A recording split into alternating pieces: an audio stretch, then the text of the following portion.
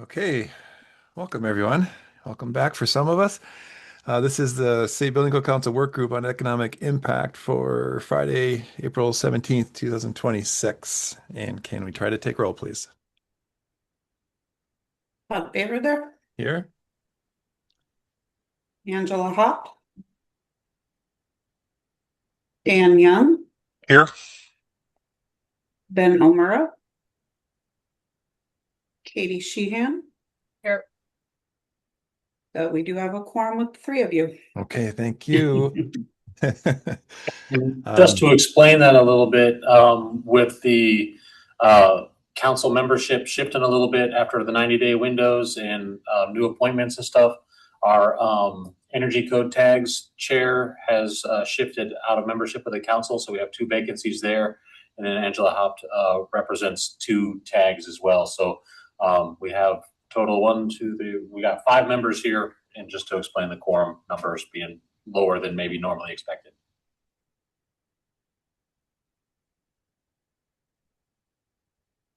Todd, if you're going. Yep. Oh, thank you. That helps. I appreciate that. Okay. Anyone from the public like to be recognized? I see one attendee. Phone number.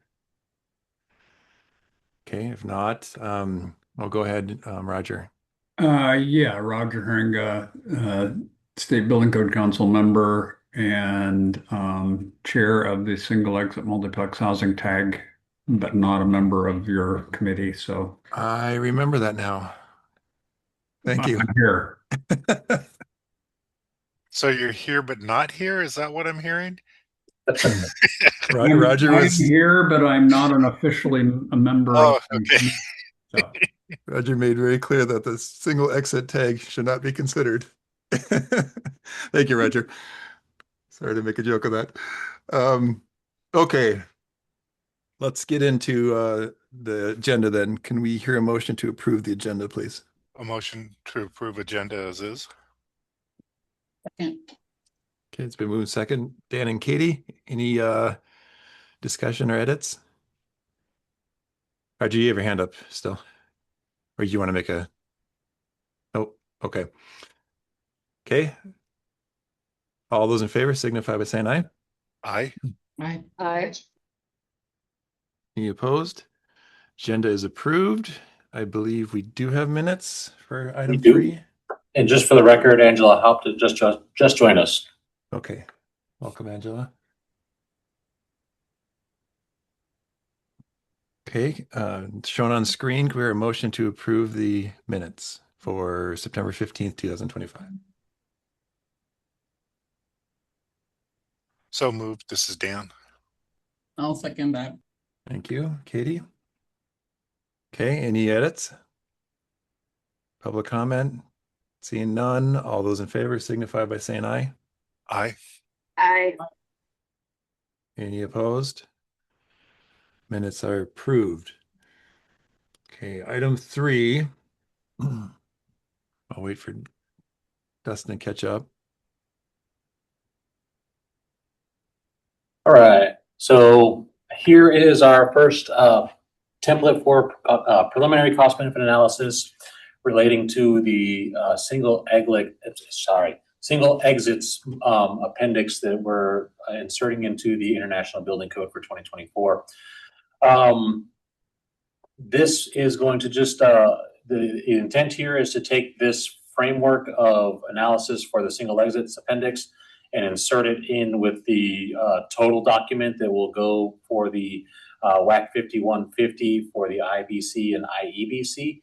And this is the same framework as what we've seen for the IMC and the Uniform Plumbing Code. And so now we're starting to see these same frameworks roll out for the rest of the codes that we've got going on. And so just to kind of run through this one, we was kind of, as far as what was developed at the tag, we did have some economic discussion there, and some of that is reflected here in this document as well. I also was able to find a couple other citations to use for informing what we've got in this document, and those are posted for this meeting as well. So just to kind of run through this one, these documents are designed to be kind of short and concise and really lead a person who's not necessarily a code user in the discussion of how this impacts the code. And so we start off these documents with a rationale for why we're doing this. And the first part of this is painting a picture of what the current code looks like without any modification. And the way the current code reads for single exit provisions, they're allowed currently, but there's a limit on their use. The use for single exits limited to one basement level and up to 3 stories above grade plane. And within that configuration, they're limited to 4 dwelling units per floor with a maximum exit access travel distance of 125 feet, 125 feet. And so leading into what the new appendix will change for that, the new appendix creates an alternative to that, allowing for single exits to be used for up to 6 stories above grade plane for R2 apartment buildings.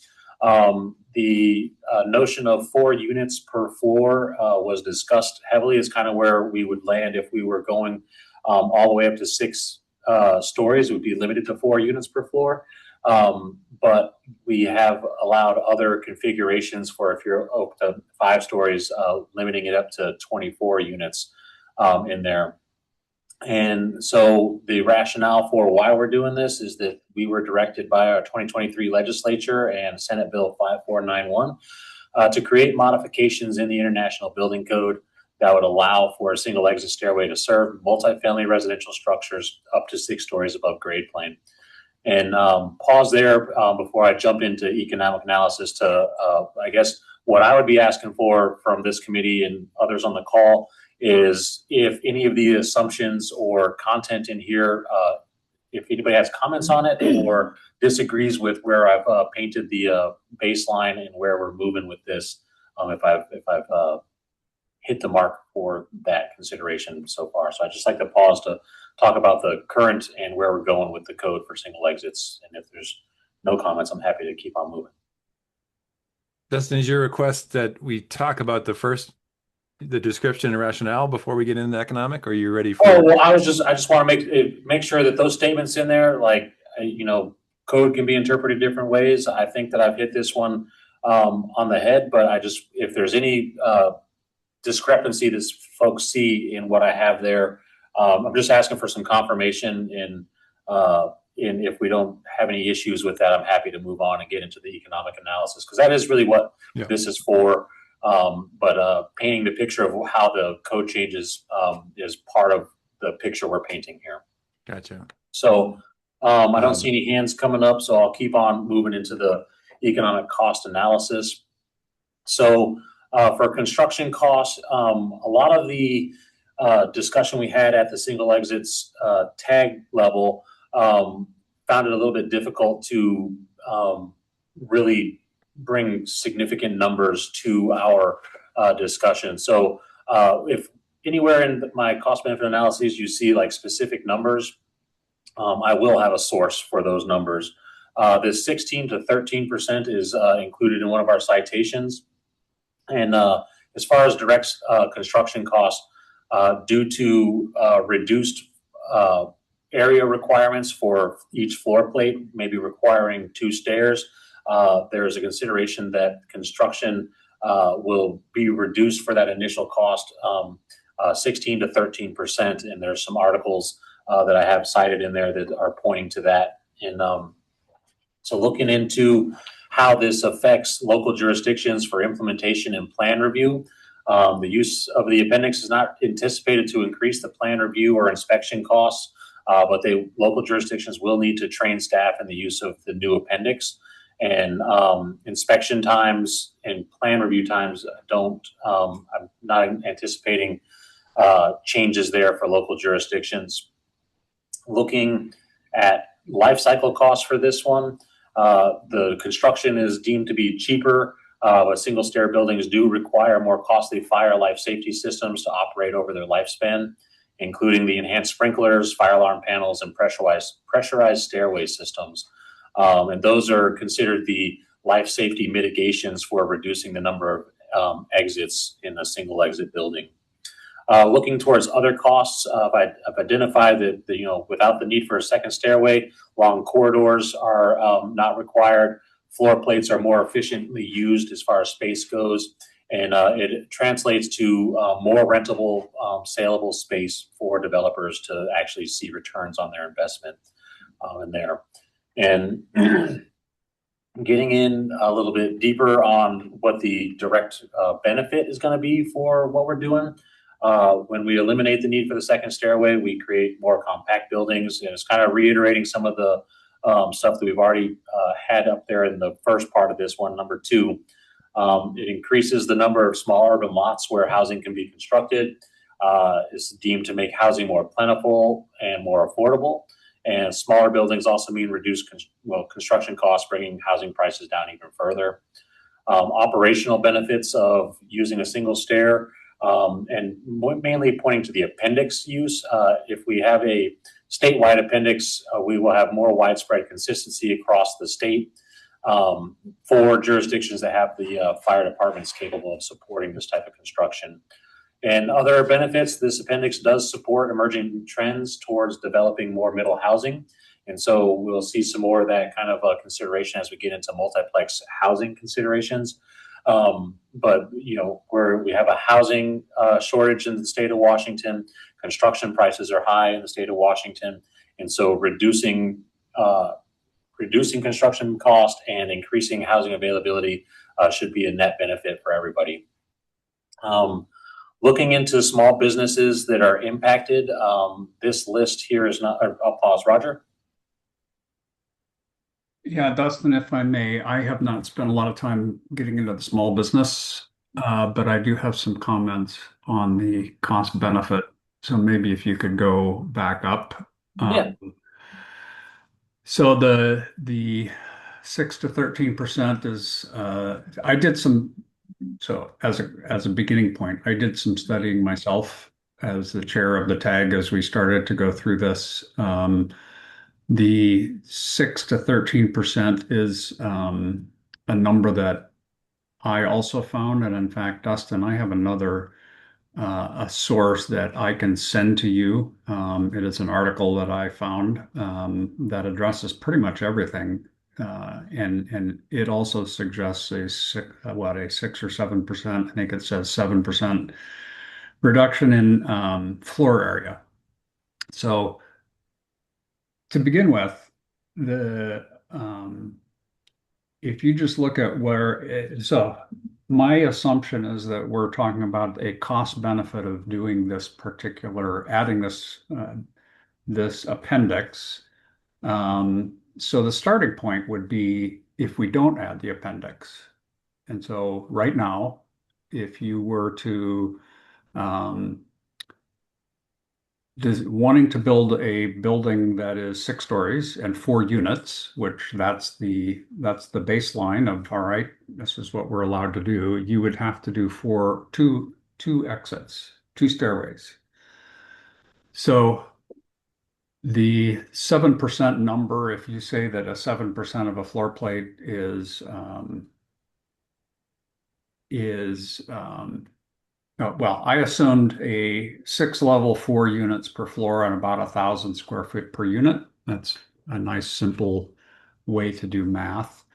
The cost per square foot, I also did some research on that, and according to AI, costs in the state of Washington are $300 to $500 a square foot for small apartment buildings. So I used the lowest number, $300 a square foot.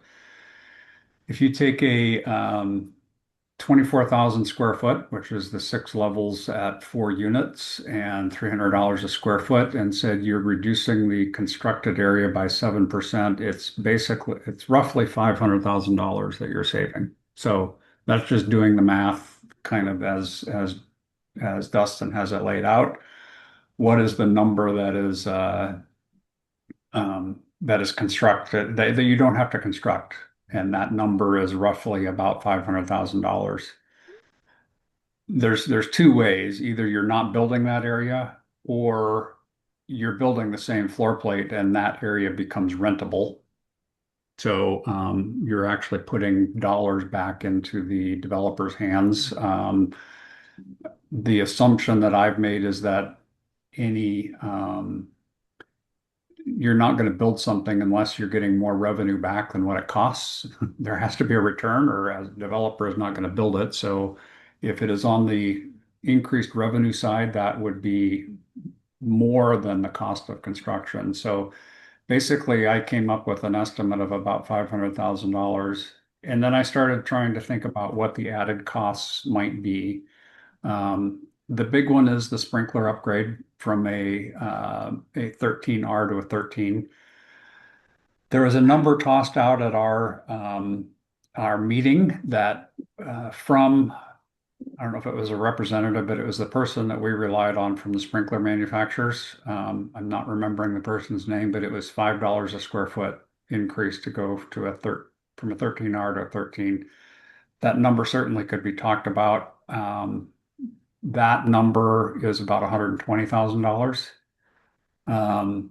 We have added EEROs, the emergency exit Escape and rescue openings. rescue openings, the windows. You have to pressurize the stair and elevator shaft.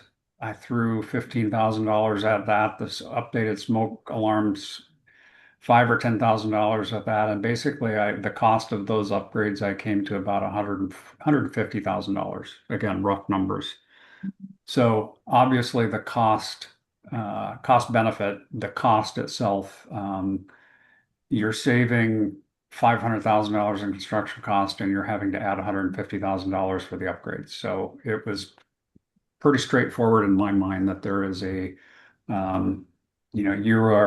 are actually reducing the cost of construction. So I did a fair amount of investigating myself. I came up with those numbers. I'm happy to chat with them. I didn't provide those ahead of time. I certainly could put those into the meeting minutes or share my screen or something if people thought it was important. So, Roger, I'm going to jump in too. I agree with everything you just said. Dustin, I don't know that I'm comfortable as the council stating 6 to 13% based on somebody else's reference right now. As I've gone through independent analysis on this, I'm seeing that range. Let's see, at 5 stories, that there's somewhere between a 5 and 10, maybe 15% reduction up to 5 stories. But we have to be very careful because to go apples to apples, we have to talk about small floor plates. That you're comparing a single stair with an equivalent size building with a double stair, in my opinion. And then I'm seeing a wash. I'm not seeing a increase, but I'm seeing kind of a wash between when you put a podium in there. Because I think what we're finding is there's some sort of balance, the additional measures that are needed at the small footprint for the single exit basically cancel out at a double stair with a podium at the same size, but it's not an increase. So that I think we can safely say that there's a there's a benefit. And then where I saw a kind of single digit increase was in the type 4C. That's the 1 to 2 hour construction type. I did see a reduction there in the 6 story. So I guess at 5, 6 stories. So just for what it's worth, happy to submit that also, but I don't think we should put 6 to 13% specifically. Would it be, I mean, because I looked at, the article that for the citation, and it said studies say 6 to 13%. Would it be okay to say studies say? And or is that like not? Because there's other. I don't know. I like having some number is informative. I'm happy to submit my analysis for what it's worth, but where the study didn't specifically look at the bundled package that Washington came up with. So Right. there are additional measures in the Washington package that may or may not be considered in other single exit, provisions, like in the one that just passed in Idaho or in Texas or Montana or so forth. Roger, go ahead. I'll kind Yeah. of balance this with So Dustin's. I actually have a little bit of, well, I took a different approach, Todd. I took just a completely square foot. And so what your construction type is irrelevant in my view of things. Because if you're looking at a cost per square foot, it doesn't, you're comparing one to the other, it's going to be the same cost per square foot. And the citation I have does say roughly 7% of the floor area. So it is very clear to me that you are not having to build a percentage, and his 6 to 13% is right in the same range as I see it. The citation I have, which I'm happy to provide as well, so it shows 7%, and they actually took a floor plan of a 4 unit, put in a second unit, and they came up with the 7% number. So if you just look at a square foot and a cost of construction number of 7%, reducing it 7%, I don't know how you can say that that's not going to save money over a 2 exit. And, even on a per square foot basis, your comment about adding in the case where you have a podium, whether it's 5 levels of, I'm just going to use wood. I know it's a building type, but the assumption that was made often in our committee was it's five levels of wood over a concrete podium. Whether you do that with 1 exit or with 2, it's just a square footage number. You're not changing the cost per square foot of either the wood framing or the concrete by building less area, or if you build the same area but less area is devoted to the stairs, your floor plate efficiency goes up and more area is rentable, and so the developer gets more revenue on the revenue side rather than on the cost side. Yeah, if I may respond, Roger, I think what I found in my analysis was that you could build a 6-story podium with a double stair and not say a type 3A and not have pressurized stairs, not have the backup power, not have those other measures that are required in the single exit. That's where I think my analysis was showing they kind of a wash between the two.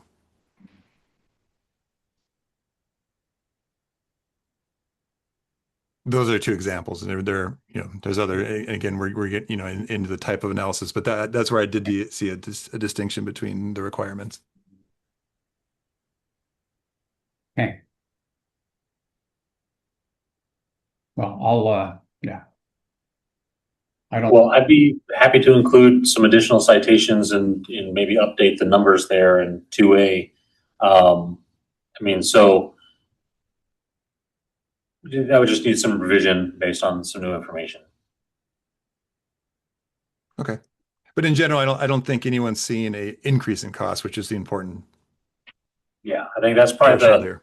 the biggest thing that we're trying to paint here is that we're not increasing cost. We're reducing cost, and it is an optional. It's not optional for adoption, but it is an option for developers to utilize. It's not a requirement that you have to go design every 6-story building with a single stair. So I'll interject here. It's not our topic today, but I'm also at the same time modeling the scissor stair and the small elevator, and those are showing significant reductions in cost. So just for what it's worth in the future. So as far as construction cost, if I get some more of that, some more information there, I'd be happy to incorporate information from your citation, Roger, and then take a look at what you got on your analysis, Todd, and incorporate that and make those citations available for this report as well. Getting into the small business aspect of this, the NAICS codes that you see there are, that's the, oh shoot, I can't remember NAICS, the acronym off the top of my head, but it's a national registry of small business categories. And then small businesses can register in there. And this is by no means a comprehensive list of all the small business categories that might be impacted by utilizing a single stair appendix here. But it is intended to be the primary categories that are impacted by this potential appendix going into the building code. So we have there identified new multifamily housing construction, new housing for sale builders, commercial and institutional building construction, architectural services, and engineering services.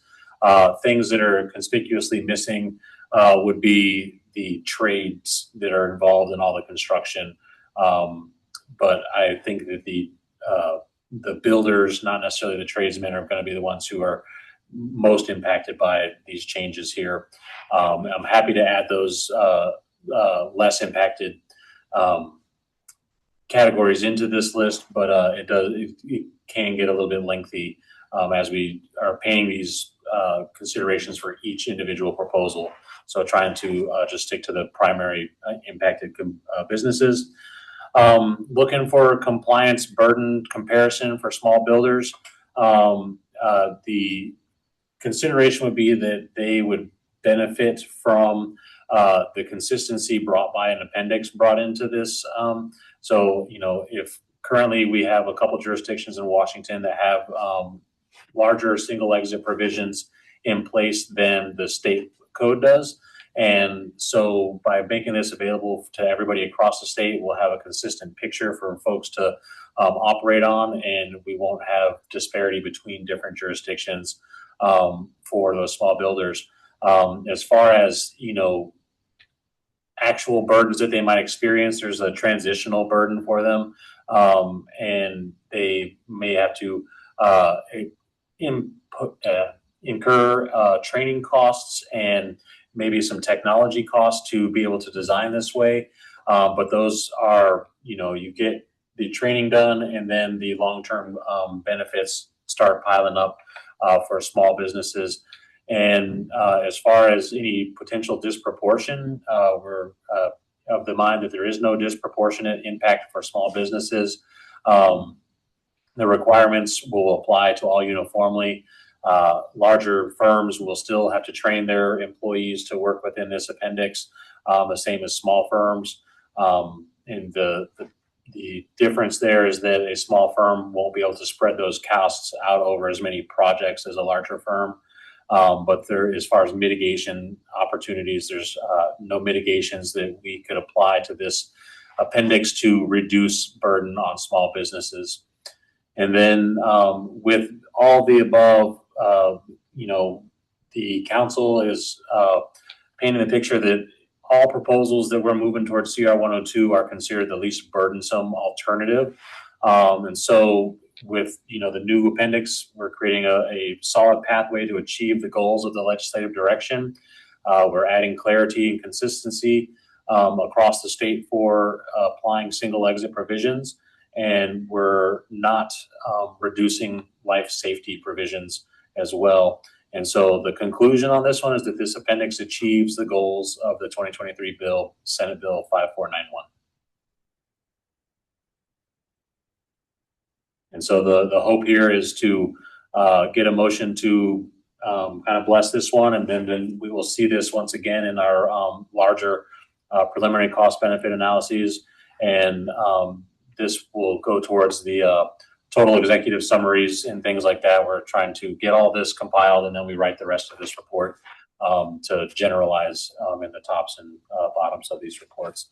So that would be my ask, is to, if there's comments to make changes, like the construction cost stuff, I'm happy to make those changes. But I'm looking to get a initial blessing to insert this into our preliminary cost benefit analysis. Okay. Well, the only change I would propose is the one we discussed. Is there a way to?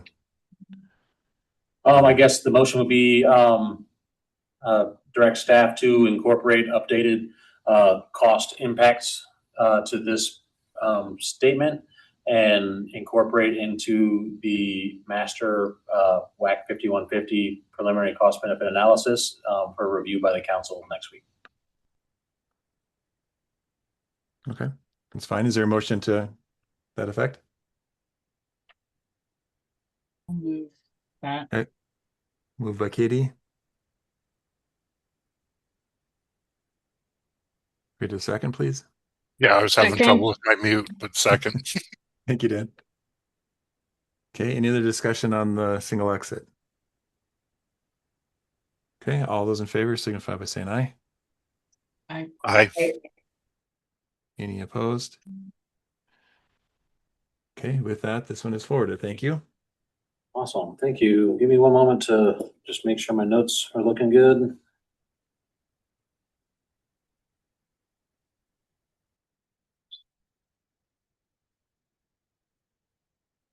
All right, and so instead of going straight to the multiplex one, I want to cover all the ones that are slated to go into the International Building Code first.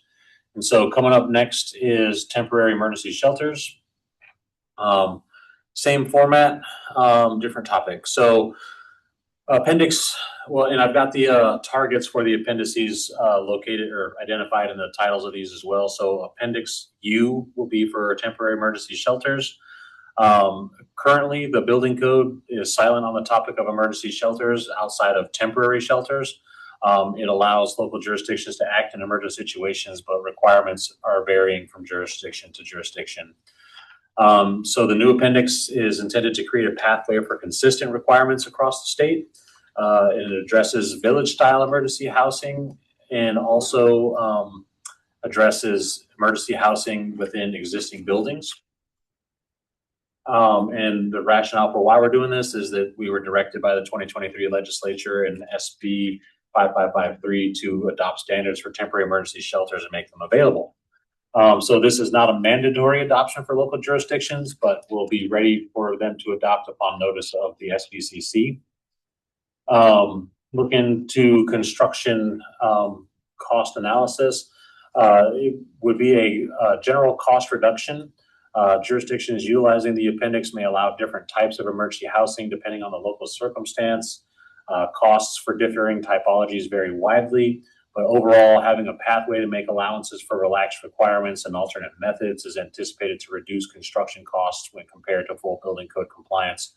I will point out at this point that I don't have any specific articles to cite for this economic analysis. I did a lot of research while I was writing this, but I didn't find anything that had solid numbers to point to, just generalized statements for cost reduction and having good, clear requirements for everybody. So as we look towards implementation, plan review, and inspection costs, some jurisdictions in Washington already have some provisions in place for temporary housing, but fees and inspections will be set by local jurisdictions who adopt the appendix, and it's not quantifiable for us because it's not mandatory at this time. So as local jurisdictions adopt this, the impacts will be more clear at that point. And as you know, we could ask for some jurisdictions to give us some information back on that, but right now we don't have good implementation or cost impact data to quantify something for this category. Looking for the life cycle costs, it'll also differ across the typologies represented in the appendix.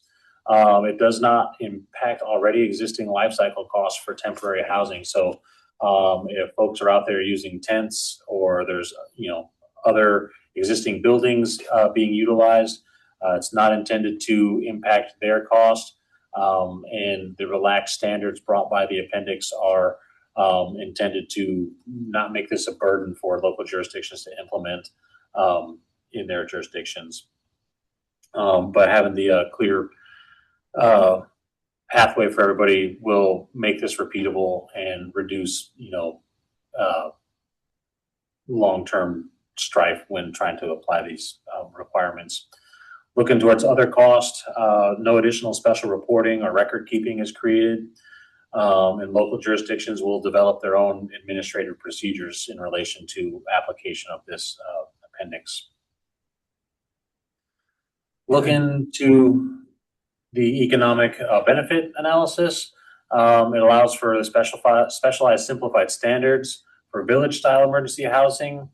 Allows the use of existing buildings for temporary housing, and it reduces the need for expensive permanent building materials and complex systems and upgrades for existing buildings.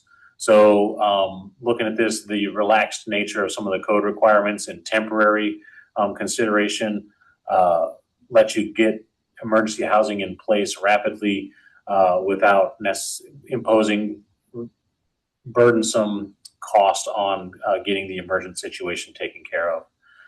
Looking at operational benefits, an established pathway for emergency housing design reduces the administrative processing time and associated fees for local governments and developers, which increases the availability of units during prices. So having this as an appendix to adopt by local jurisdictions will allow them to just run through their administrative process and get this out without having to ask the question of, what is this temporary structure or what's the temporary use? How do we address all the life safety needs?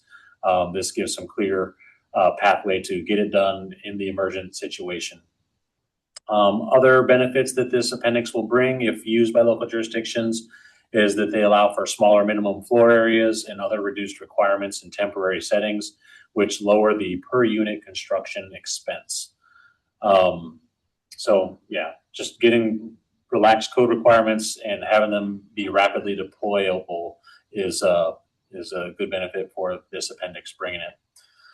Looking to the small businesses that are impacted, we are identifying the commercial institutional building construction as looking towards existing buildings. Architectural services and engineering services would maybe apply to both the small village encampments and also existing buildings. And then the manufactured home manufacturing, I couldn't find a category that would cover something that is maybe factory produced and delivered. And so if there was input on another category that better reflects the manufactured nature of like a pallet shelter or a rapidly deployable sleeping cabin or something like that, I wasn't able to find something that I thought lined up with that small business category succinctly. So, but I have manufactured home manufacturing in there, which might include them, but it might also not quite cover what I'm thinking on this one. And Dustin, I guess I would ask whether manufactured home makes sense, because I think that is pretty specific to HUD code type. Yeah. And that's my thought exactly as well. But I to kind of advertise, the whole point of this part of our economic analysis is to inform small businesses that there might be impacts to their industry. And I wasn't able to locate one that covered that. So maybe a manufactured materials. Just a general manufacturing, if there's a category, it's a general manufacturing or something like that would be more appropriate in my opinion. Okay, let me just take a note. I don't think this code is necessarily specific to offsite construction necessarily, but I think your point is valid that the hard-sided cabins, maybe that is, now that I think about it.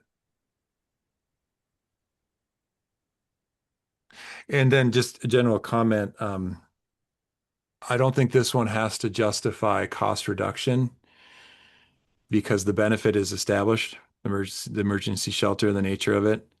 I think it's easy to point to that there is a reduction in cost from the standpoint of relief in the codes, especially the energy code and the fire code. There's different provisions that at our trade-offs for what otherwise would be to meet the energy code in particular.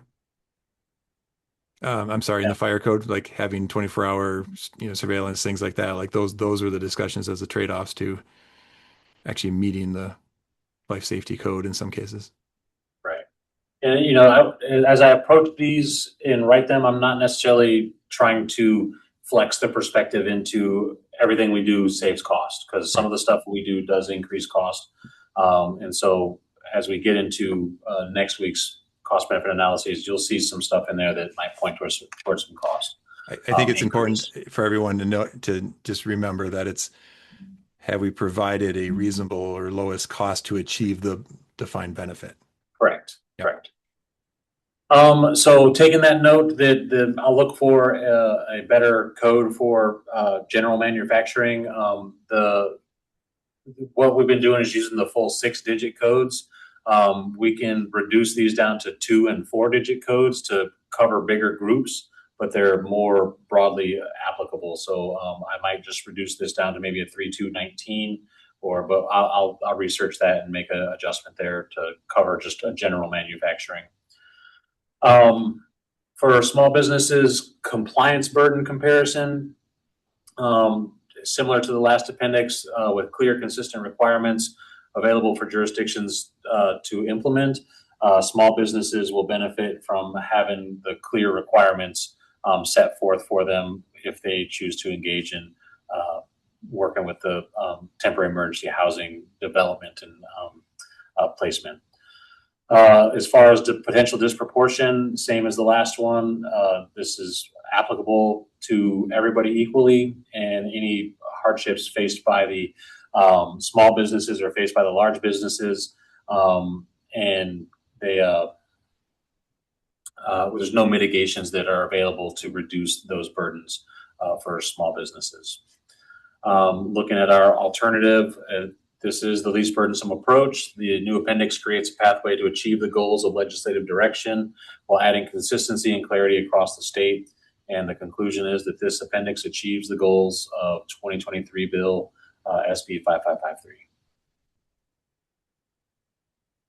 And so if I was to recommend a motion, it would be direct staff to modify the small business category for manufactured home housing and not incorporate into the preliminary cost benefit analysis just yet, because this still needs motion from the council to go to CR 102. So on that question, do we really need to take action today, or is it enough to?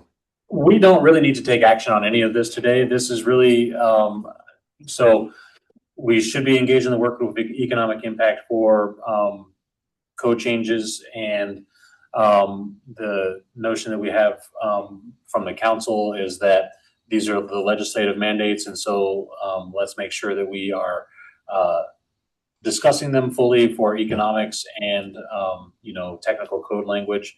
And so this is the opportunity to introduce these for this, because for the rest of the work group of economic impact considerations for the 2024 codes, we went through and flagged specific proposals that we thought would bring cost impacts, and then we discussed them within this group, and then moved forward from there. And so we'll see the kind of fruits of moving all that towards the CR 102 at next week's meeting. And so if we're comfortable just making some modifications, I'm not married to the idea of necessarily getting a motion to include this in our CR 102. Yeah. But we still Is need everyone comfortable with that the work group is receiving this information, giving feedback, and recording this in the minutes? Okay. Okay. So if we're comfortable with that, I'll move on from temporary emergency shelters. We're on to 6, which is for the minimum dwelling unit size changes that are proposed. Oops, I opened up the wrong one. Sorry. And in that, as noted, we can take public comment on any of these. Yep. Looks like our public has evaporated. The phone caller is no longer there, so it's just council members at the moment.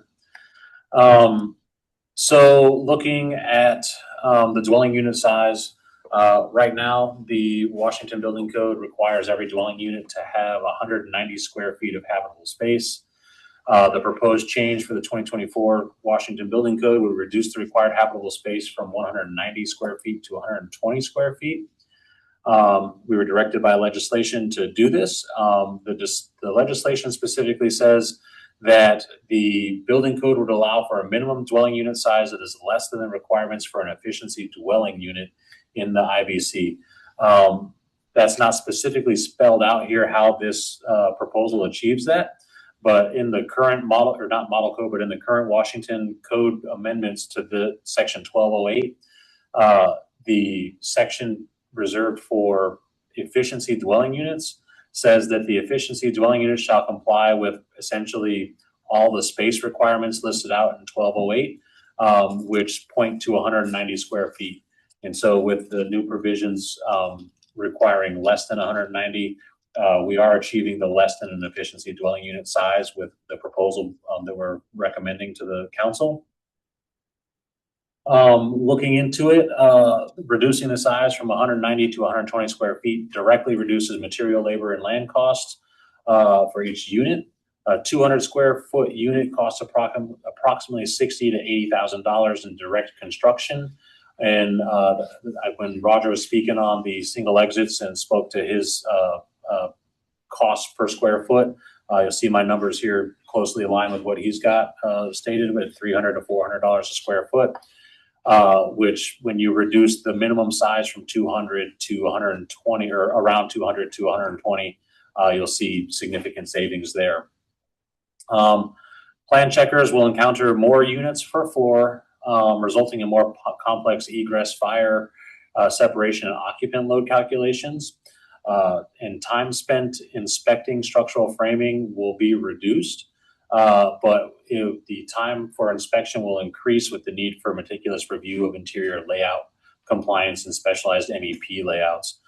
So looking at this, the inspection burden comes from all the required elements of a dwelling unit being condensed into smaller spaces. And so the layouts for those and clearances in the end are critical to get right at the framing and finish out stages so that you don't have to redo the work later as they're identified.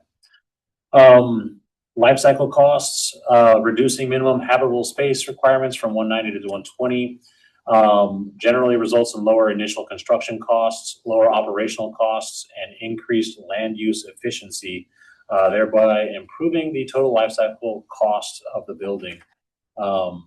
So not a lot of systems that change as a result of this, just more efficient use of space and so forth.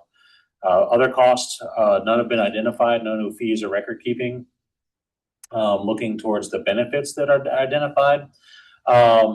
If we go from 190 to 120 square feet, it's a 36.8 reduction in the minimum floor area, which correlates to that lower construction cost, land costs, and impact fees, which increases that financial feasibility for developers. Operational benefits allows developers to create what we'll call quotes micro units. The term comes from one of the cited sources without requiring any variances, which reduce those soft costs and streamlines the permitting process, and overall increases the total number of rentable units on a given site, which will put more money back into the hands of the developer. Hey, Dustin, on that one, didn't the changes also address the definition of a kitchen and the kind of modernization of it doesn't require an oven? I can't remember. I would have to re-review the specific code language on that, but I don't think that we landed on a specific change to what is it required to be included in a kitchen. I think that we're still looking at permanent cooking appliances there. But if you give me a moment, I'll be happy to. That's okay. I just a note, and we can check on it. Okay. Yeah. Let me just note that I'll look into kitchen appliances. Go ahead, Angela.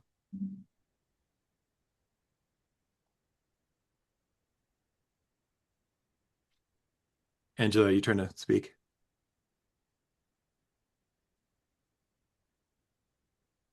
Lost her. Oh, sorry. Can you hear me now? Yep, now we can. What was the question you just asked about cooking appliances? I got I disconnected thought for a I thought we were second. debating in the tag about not requiring, for like induction tops and things like that, that there was a reduction because the hood sizes are smaller and so forth if you redefine or modernize what a kitchen is, right? You're Trend talking towards, about the permanent cooking facility versus something you just plug in. well, That's what I Is that recall the the, discussion kind of centering around is permanent versus non-permanent cooking. because I think that comes not only from zoning requirements based on there's an RCW that actually defines like what an accessory dwelling unit and things are, and it lists the permanent cooking facilities and things. So I mean, I just wanted okay. to make sure that we're aware that it's not just us making sort of a call. It could affect other things that we would need to look into if we were going to alter that. Just wanted to bring that up. Yeah. And then the last thing we were discussing about kitchens was the clear space in front of cabinetry from 36 to 30. And the question arose because we have a diagram in the appendix that shows a sample layout. It's not that you have to design for that layout. But if in that picture somebody were to reduce to a 30-inch clearance in front of that kitchen in that diagram, they would then be impacting the egress path out of that unit. And so if the kitchen space is part of the egress path, the 30-inch reduction wouldn't be allowed. And everybody was in agreement that they would call that as without necessarily having it specifically pointed out in there. So those are kind of the two kitchen topics I recall from the discussions. Okay. Looking at other benefits, just overall cost of living decreases for individuals despite higher price per square foot. We had some discussion among staff about what that sentence actually means. And so in one of these articles I have cited here, they discuss how the condensation of all the requirements for a dwelling unit in, for example, plumbing fixtures, if you still have the same requirement for shower fixtures, toilet fixtures, sink fixtures, other things like that, they get condensed down, and then you have to multiply that more over the same building space. The cost per square foot does go up marginally. And so when we're looking at studies on housing prices for folks utilizing these micro style units, they're still paying a pretty good premium for the space, but overall the cost of rent to utilize one of these is smaller than other traditionally sized apartments. And so that's where that comes from. Looking to small business economic impact, I have a little bit larger list here.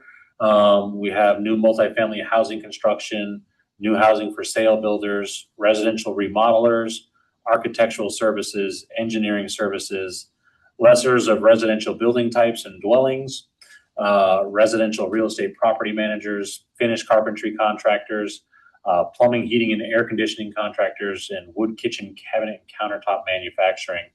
The reasons for having some of these specialized contracting categories in here has to do with some of the more specialized placement of the MEP products and clearances in there.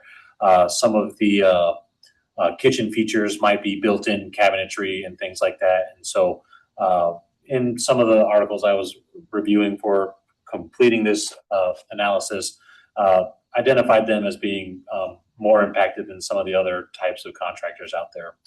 So we've included them in the list.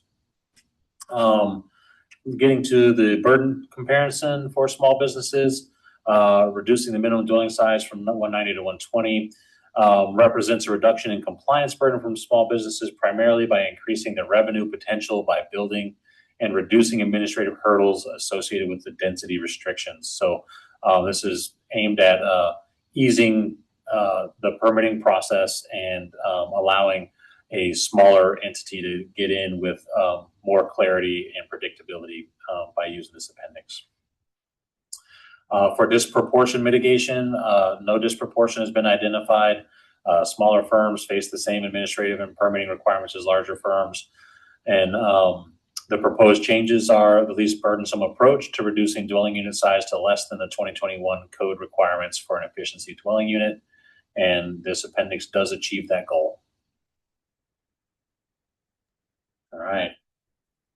I will move on to the last one, which is going to be the multiplex housing appendix.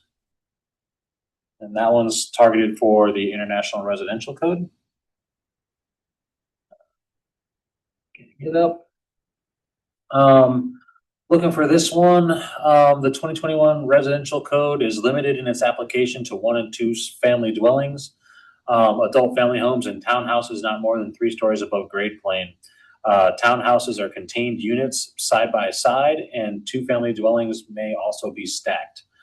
The new appendix allows more than 2 units to be placed vertically and offers an option that would otherwise require design from the Washington Building Code. And the SBCC was once again directed by legislation to do that. And so looking towards construction cost, the new appendix allows the single stair configuration where the IBC usually would require 2 exits for buildings. And Roger. Yeah, Dustin, that it seems to me that your description there applies to the single exit, not the multiplex. It is related for sure. So as we're looking, well, in my comparison to IRC requirements and IBC requirements, in researching online, it's apparent that the multiplex housing is also tied to a single stair type of configuration. So if we were to take our appendix that we have and just try to say, with current building code requirements, we want to build a 3-story with up to 6 units in there, that we would then be requiring a 2-stair exit from those. And this reduces some of that requirement by bringing that typology into the IRC. And happy to discuss this a little bit more. Yeah, I think right now the IBC would allow you to do 3 stories as long as you're less than 4 units per floor, which would be more than 6 units. And I may have misspoke too, so I have to go back and recheck some code stuff on that. But yeah, I think that right now the IBC allows you to build a 3-story 6 unit. You could actually go up to 12 unit, 4 times 3, yeah, under the IBC. So with a single stair. So I don't know that your comment there that the IBC usually requires 2 exits is correct. talking about it, it's bringing a question to my mind, and so I can definitely revisit this one and make sure I'm painting a better picture. And again, the big difference is you now can build it out of the IRC rather than the IBC. That's the whole gist of this comparison. And so, and I did some research and said the low end for a IBC cost difference, the cost per square foot is $300 a square foot. The low end for an IRC building is $200 a square foot. I didn't go any farther than that, but I think that you would be allowed to build this under the, your statement there about the single exit, I don't think is correct. Let me just try to pop into a building code real quick and check it.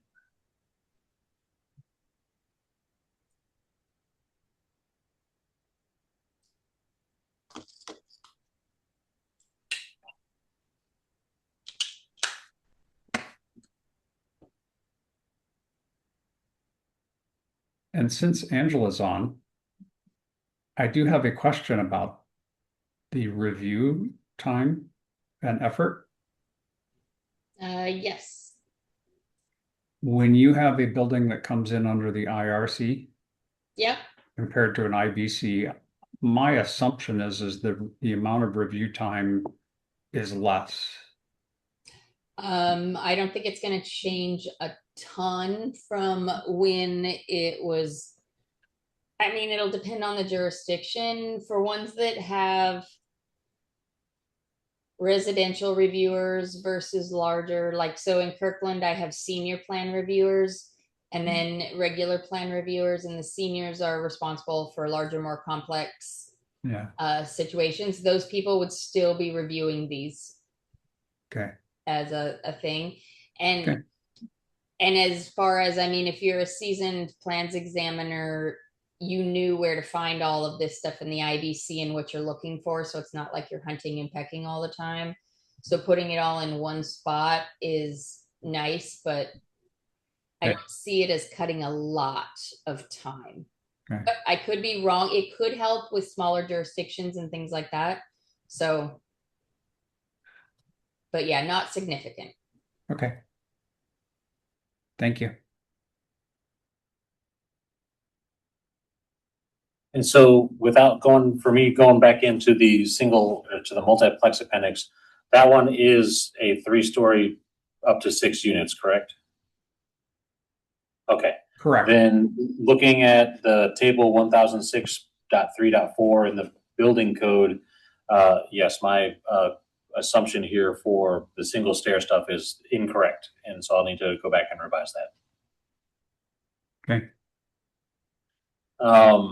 But yes, so the main cost benefit there, or construction cost impact, is coming from the IBC to the IRC, and has been kind of generalized as a IRC plus or an IBC that's kind of relaxed, or kind of it's meeting in the middle of the road there a little bit. So I'll definitely revise section 2A, and I'll come back with some new material for that. For life cycle costs, designing a multiplex building using the new appendix generally results in lower initial construction costs, but higher long-term life cycle costs due to fire safety, accessibility, and utility requirements. So with the sprinkler system, we're requiring for that, potential for type A or B units to be required, and utilities being applied on an individual unit scale can increase some costs over the long run, but is not something that is considered to be significant increase there that impacts the overall net positive on this appendix. And as far as other costs, no new fees or record keeping is created as a part of this, other than the normal permitting that would go for buildings being constructed.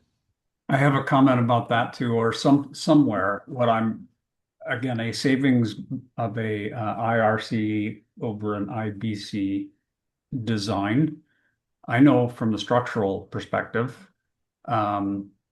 we rarely get into an IRC building, other than maybe doing a specific seismic design, but we are not designing the whole structure.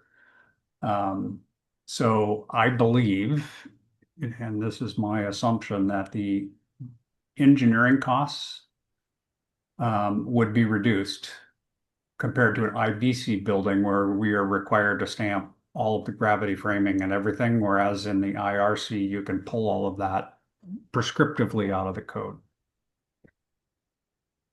I don't know, Angela, you may have a comment about that. I'm not sure.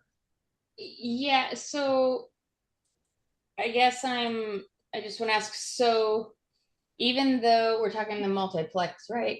So a 6-story building, you're not going to stamp. It's three. Sorry. Oh my gosh. Okay, thank you. This is where my head is now exploding on all sorts of things. Okay, so a 3-story multifamily, so it's still state licensing and local jurisdiction, whatever, would require, for the most part, it still has to be stamped by a licensed architect. Yes. But engineering, there isn't a licensing requirement on that, right? Correct. And from an engineering perspective, designing the studs on the bearing walls that you just pick out of the code, that's prescriptive. I don't design that. Whereas in building code, Mhm. it's required that I actually do a calculation and show you that calculation and stamp it. So there is a more robust engineering analysis required for a building built out of the same building built out of the IBC compared to the IRC. Okay, so you're not saying that they would be building them prescriptively out of the IRC, because I don't even see that done on single family, let alone on Um, this. But you're just talking about the difference between the requirements between IRC and IBC is that you can take the actual stud tables, you can take things like that and use them, versus in the I. So it's still an engineered design. It's just that you don't have to do the ticky tack little nitpicky stuff that. It is, although you can, out of the IRC, you do not need any engineering, even the seismic design. Well, Right. take that back. I think that there's one seismic design category that you might have to might be required to do an engineering solution. Yeah, But but I you would can- definitely you can- agree with you on the cost savings for Yeah. that. Yeah, I think there needs to be some recognition that there is less engineering that has to go into the IRC, and I think you kind of state that, but I'm not sure that that's. I want to make sure it recognizes that, and I didn't read through the whole document here, Dustin, but I think it's important that that gets presented.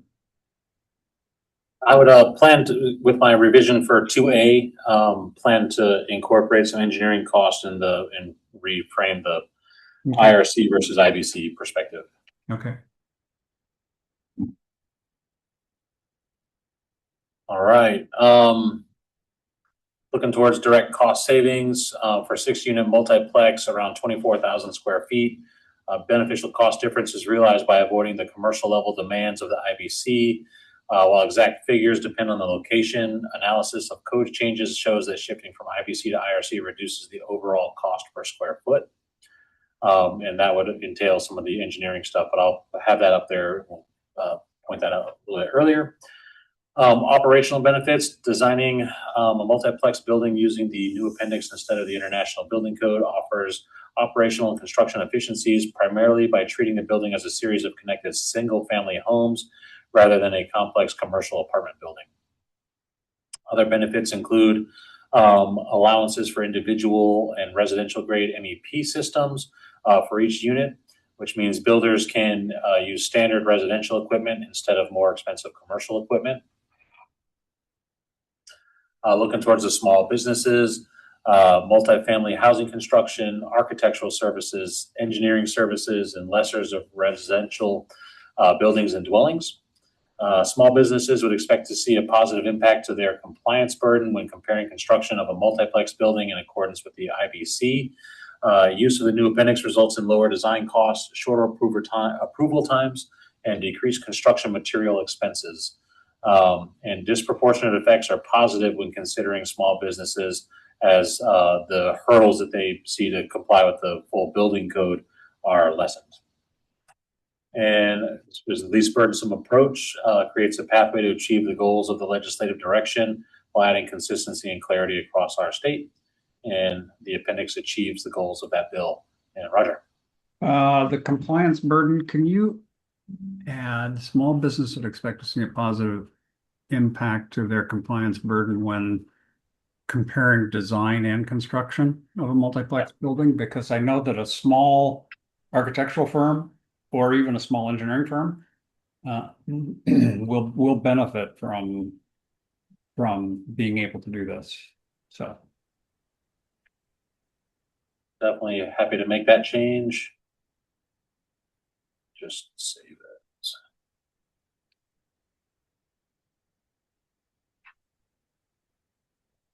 Okay, and that's all I had for this one. So I've got some notes to check into the kitchen requirements and just make sure we're not missing anything there. And then pull out single stair comparisons for this one and really compared IBC versus IRC for 2A, and also reference the lower cost for engineering. And then in 2C, looking to really just do a comparison between the IRC and IBC as well. I think the last thing on the small, jumping back to the small dwelling unit, wasn't there some relaxation on the bathroom requirements also? I don't recall anything really being impactful. Like the main discussion point was there for habitable space. Requirements for the bathroom, I don't think were really included in there as far as any relaxation on clearances or anything like that. And as soon as you get a type A or B unit in there, you get a larger bathroom anyway. No, I understood. Yeah, I meant more for the elimination of the efficiency dwelling unit. I thought that got rid of some Ooh, requirements that might be. But anyway, just as a note, we don't need to okay. figure it out here. Go ahead, Angela. Yeah, so getting rid of the efficiency dwelling unit, that was the only place that noted that separate bathing, the room. toilet, and sink were required. And so that was never a requirement on just any other dwelling unit. And so Okay. removing it, we decided that if somebody wants to stick a toilet in the middle of their living room, that's a saleability issue. So yeah. Okay. Thank you for that clearer definition. Okay. Thank you, Dustin. Welcome. And I don't have any other business for this group. Okay. Well, thank you all. We are adjourned. All right. Thanks everybody for the time today. I appreciate the inputs. And if I have questions on anything that you guys send me, I'll definitely reach out, but I'll try to get this all drafted up and ready in time for posting on Monday. Okay. Well done, Dustin, and well done, Brandon. Your significant contribution to that. Huge. Yes. Thank you so much.